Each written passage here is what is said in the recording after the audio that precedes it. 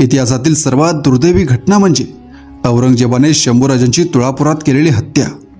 या घटनेनंतर औरंगजेबाला वाटलं आता हे स्वराज्य संपलं, पण त्याला हे माहीत नव्हतं की संभाजी महाराजांच्या हत्येने पेटून उठलेले मराठे पुढे इतके भयानक रूप घेतील की त्याच्या सकट त्याच्या मुघल साम्राज्याचा अस्त होईल। आणि पुढेही तसंच झालं। शंभूराजांच्या हत्येनंतर संताजी धनाजींसारख्या शूर योद्ध्यांनी ठरवलं की आता या संकटाच्या मुळावरच घाव घालायचा, म्हणजे औरंगजेबच संपवायचा, कारण स्वराज्यातील या भयानक परिस्थितीला तोच जबाबदार होता। त्यावेळी स्वराज्यावर एकावेळी अनेक संकटं तुटून पडली होती। शंभूराजांच्या हत्येनंतर जुल्फिकार खानाने आपल्या प्रचंड सैन्यासहित रायगडाला वेढा घातला होता। गडावर महाराणी येसूबाई आणि पुत्र शाहू अडकले होते। नुकतेच स्वराज्याचे तिसरे छत्रपती रायगडावरून बाहेर पडून कसेबसे मुघलांचा प्रतिकार करीत रायगड, प्रतापगड, वसंतगड या मार्गे पन्हाळ्यावर जाऊन बसले होते, कारण औरंगजेबाचे अनेक सरदार त्यांच्या मार्गावर होते। सर्जा खान, शहाबुद्दीन खान, रणवस्त खान यांसारखे अनेक सरदार मराठ्यांवर तुटून पडले होते। स्वराज्यावर काळ रात्र पसरली होती। स्वराज्यातील किल्ले, ठाणी एकामागून एक शत्रू काबीज करत होता। आता स्वराज्य राहत नाही असे पाहून अनेक मराठे सरदार मुघलांना जाऊन मिळत होते। जेदेश शकावलीतील एका नोंदीनुसार त्यावेळी फक्त मोजकेच किल्ले सोडता बाकीचे सर्व किल्ले मुघलांनी घेतले होते।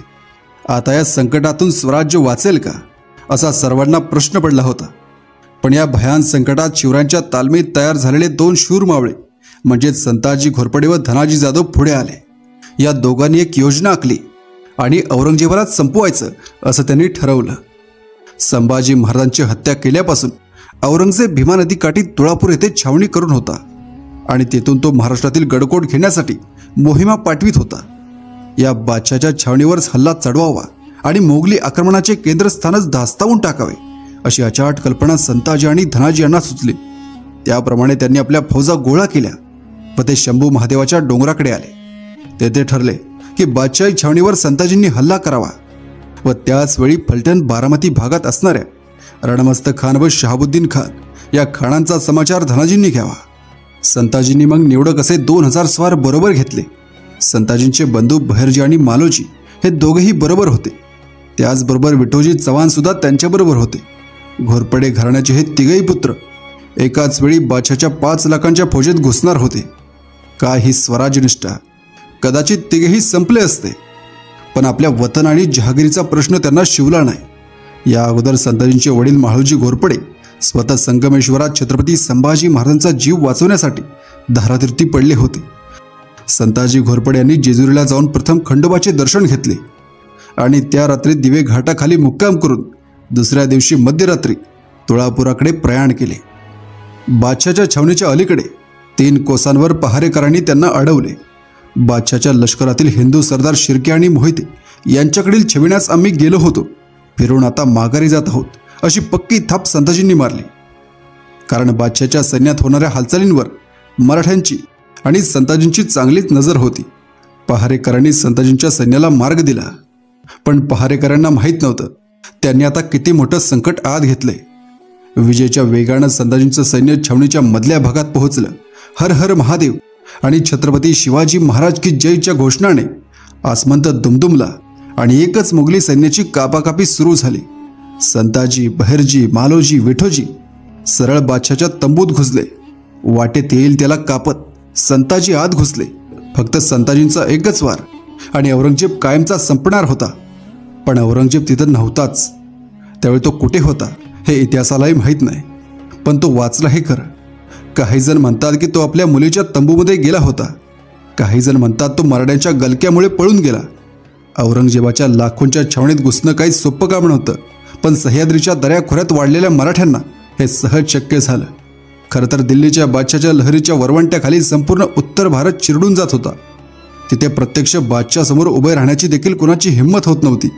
तो दिल्लीचा बादशाह जर मराठ्यांच्या भीतीने पळून गेला असेल किंवा लपून बसला असेल तर असला बादशाह असण्यात तरी काय हासिल आहे? अशी बादशाही तर काय कामाची? दारोत आणि नाच गाण्यात रंगून गेलेले मोगली सैन्य आता कुठे झोपी गेलं होतं, तेवढ्यात मराठे आले होते। झोपेतून खाडकन उठल्याप्रमाणे मोगली सैन्य जागं झालं होतं। आता जास्त वेळ दवडून चालणार नव्हता। घोरपडे बंधू आणि विठोजी चव्हाणांनी औरंगजेबाच्या गुलालबार नावाच्या तंबूचे तणावे कापले संताजींनी औरंगजेबाच्या तंबूवरचे ते 2 सोन्याचे कळस कापले. क्षणात त्या हिंदुस्थानच्या बादशाचा तंबू जमिनीवर लोळण घेऊ लागला. मराठ्यांचा नाद केल्यापासून असे अपमानाचे दिवस औरंगजेबाने भरपूर बघितले होते आणि अजून बघणार होता. आणि ही तर फक्त सुरुवात होती. महाराष्ट्राच्या मातीशी वैर धरणं त्याला महागात पडणार होतं. ज्या वेगाने मराठे आले त्याच वेगाने औरंगजेबाच्या तंबूचे कळस कापून, आणि कळसच काय, बादशाचे नाग कापून मराठे निघून गेले. तेथून ते सरळ सिंहगडच्या पायथ्याला पोहोचले. सिंहगडचा किल्लेदार सिदोजी गुजर यानं खाली येऊन संताजींचं स्वागत केलं. दुसऱ्या दिवशी संताजींनी कंबर कसली. आता तडाखा द्यायचा तो सरळ रायगडाला वेढा घालून बसलेल्या जुल्फिकार खानाला. संताजींच्या त्या छोट्याशा सैन्याने मग गनिमी काव्याने जुल्फिकार खानाला देखील लोळवले. मोठी कत्तल केली. पण खानाच्या हजारोंच्या सैन्यापुढं 1,500-2 हजारांचा टिकाव तरी किती वेळ लागणार. संताजींनी खानाची मोठी हानी केली. त्याचे देखील 5 हत्ती मिळवले आणि ते घेऊनच ते वाई सातारा मार्गे राजाराम महाराजांच्या दर्शनासाठी पन्हाळगडावर आले. इकडे धनाजी जाधवांनी ठरल्याप्रमाणे बारामतीजवळ रणमस्त खान आणि शहाबुद्दीन खान यांना झोडपून काढल्याने ते बादशाह किंवा जुल्फिकार खान यांच्या मदतीला येऊ शकत नव्हते. सगळीकडून अंधार दाटून आलेला असताना एक प्रकारचं नवचैतन्य निर्माण झालं. प्रत्येकाच्या मनात लढण्याचा निर्धार पक्का झाला. रामचंद्र पंत अमात्य म्हणतात, बादशाच्या डेऱ्याचे कळस आणूनच जुल्फिकार खानाचे 5 हत्ती आणले. यापेक्षा यांची मर्दुनकी कोठवर वर्णावी. छत्रपती राजाराम महाराज देखील अतिशय आनंदी झाले. त्यांनी संताजी घोरपडेंना ममलकत मदार म्हणजे स्वराज्याचे आधारस्तंभ, भैरजींना हिंदूराव, मालोजींना उमराव तर विठोजी चव्हाणांना हिम्मत बहाद्दर ही पदवी दिली. राजाराम महाराज म्हणाले, प्रथम लढाई छत्रपती शिवाजी महाराजांच्या नावावर केली. यश आले. बादशाच्या डेऱ्याचे कळसच हस्तगत केलं. संताजी घोरपड्यांच्या पराक्रमाने मराठ्यांना अशी उभारी दिली की संभाजी महाराजांच्या हत्येनंतर रायगडाच्या पाडावानंतर देखील 18 वर्ष मराठे फक्त विजयच मिळवत गेले आणि औरंगजेब फक्त शिकस्तच खात गेला. औरंगजेबाच्या पराभवाचा सिलसिला अखेर त्याच्या मरणानेच संपला. आणि सर्वात महत्त्वाचं म्हणजे त्यानंतर संताजी घोरपडे यांच्याबद्दल जो धसका मोगलांनी घेतला त्यामुळे मोगलांचा आत्मविश्वास कायमचा धुळीस मिळाला आणि मराठे हरणार नाहीत ही गोष्ट त्याच्या मनात पक्की झाली. मराठ्यांच्या इतिहासात संताजी हे असामान्य पराक्रमी सेनापती होऊन गेले. त्यांच्या कर्तबगारीला शिवरायांच्या कारकिर्दीत सुरुवात झाली असली तर त्यांची खरी कामगिरी राजाराम काळातील आहे.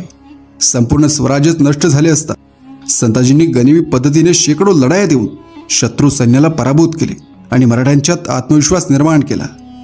संताजींना शिव्या देणारा खापिकान त्यांच्या शौर्याची पानापानावर वर्णन करतो. एके ठिकाणी खापिकान म्हणतो, मराठे सरदारात प्रमुख म्हणजे संताजी घोरपडे आणि धनाजी जाधव. त्यांच्यापाशी 15-20 हजारांच्या जंगी फौजा होत्या. इतर फौजबंद मराठे सरदार त्यांच्या हाताखाली काम करत. या दोघा सरदारांमुळे बादशाही सेनापतींवर कमालीचे व भयंकर आघात झाले. त्यात तो नालायक संताजी प्रमुख होता. समृद्ध शहरांवर हल्ला करून त्याचा नाश करणे व नामांकित सेनानींवर तुटून पडणे यात त्याची खूप प्रसिद्धी झाली. ज्याला ज्याला म्हणून संताजींशी मुकाबला करण्याचा आणि लढण्याचा प्रसंग आला त्याच्या नशिबी खालील 3 पैकी एक परिणाम ठरलेला असायचा. एक तर तो मारला जाई किंवा जखमी होऊन कैदेत सापडे किंवा त्याचा पराजय होय आणि त्याचे सैन्य गारत होय. आपण जीवानीशी सुटलो, हाच आपला पुनर्जन्म झाला असे त्यास वाटे. युद्ध करण्यासाठी जिकडे तिकडे म्हणून तो तयार होऊन जाई. तिकडे त्याचा मुकाबला करण्यास बादशाच्या प्रतिष्ठित सरदारांपैकी एकही तयार होत नसे.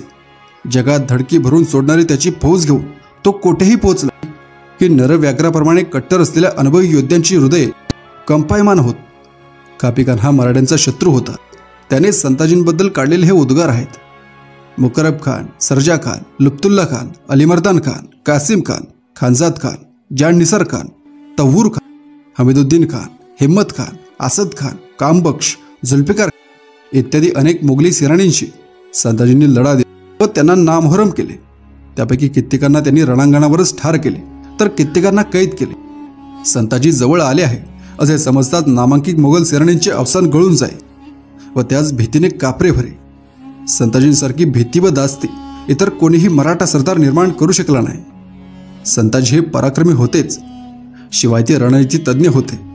प्रतिपक्षाला हमखास पेचात पकडून कसे नष्ट करायचे हा डावपेच संताजींसारखा इतर कोणालाही फारसा जमला नाही. 15 ते 20 हजारांच्या फौजांच्या हालचाली ते वेगाने करत असे. त्यामुळे शत्रूच्या तावडीत ते कधीच सापडत नसे. उलट शत्रू त्यांच्या तावडीत सापडण्याची अधिक शक्यता असे. एवढी दहशत या संताजींनी निर्माण करून ठेवली होती. संताजी घोरपडे यांचा दुर्दैवी अंत झाला नसता, संताजींच्या तलवारीने मेला असता, पण दुर्दैवाने ते घडलं नाही.